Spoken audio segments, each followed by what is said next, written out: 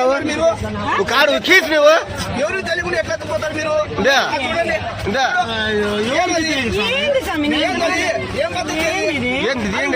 మీరే ఉండి కూడా మీరే తీసిండి అది ఉండి కూడా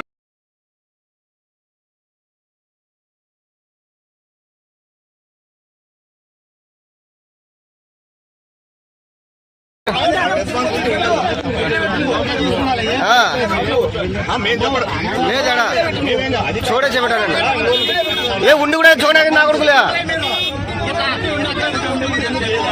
నా కొడుకులు ఇష్టాచారం నా కొడుకులు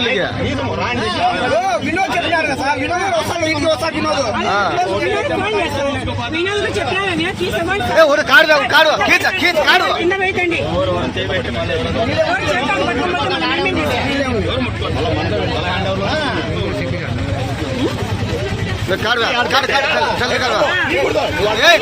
ఏం కాలేదు కాడు పెట్టు కాడు కాడు పెట్టు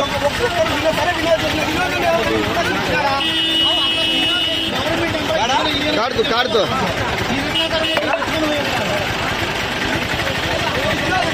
కాడుతూ కాడుతూ ఇది ఆడి గ్రామాల ఉండి కూడా చూడడానికి నావుడు లేదా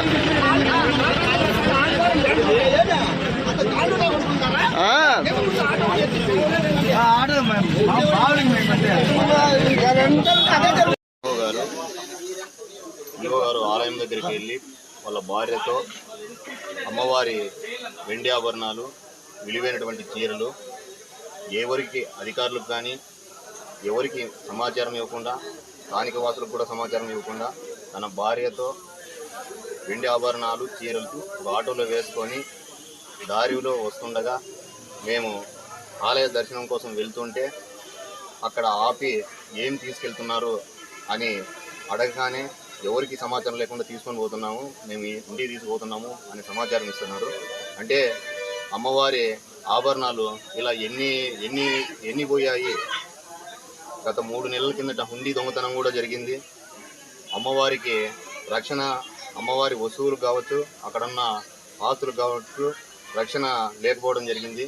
ఇప్పటికైనా దేవాదాయ శాఖ వారు ఖచ్చితంగా రక్షణ కల్పించి భక్తుల మనోభావాలు దెబ్బతినకుండా చూడాలని భక్తులుగా మేము కోరుకుంటున్నాం.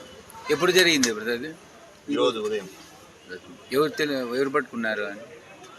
భక్తులే. ఏమిట్లా తీసుకుపోతా అన్నారు? ఆటోలో. మీ పేరు? మా పేరు హరికృష్ణ.